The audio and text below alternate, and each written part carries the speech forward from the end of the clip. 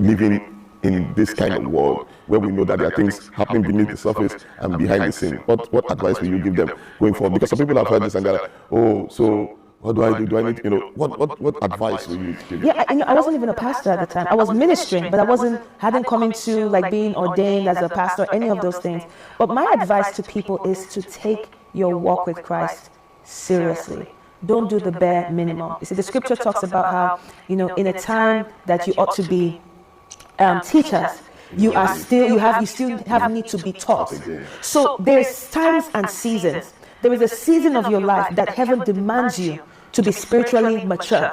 But you can choose to remain a child because of the influences around you telling you that this is what we call normal Christian living, is just to be a good person. That is not enough. There is a time that you ought to be mature, and the mature version of you. See, the problem why many people feel defeated in spiritual warfare is because you don't realize you're in a battle.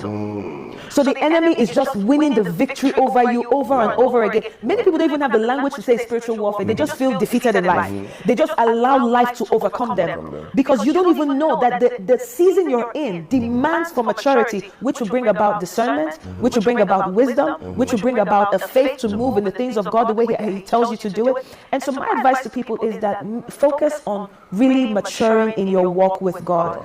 Jesus gathered, ordinary men. They were fishermen, they were tax collectors, they were all sorts of random things. In 3 years, he made them mighty apostles. In 3 years. So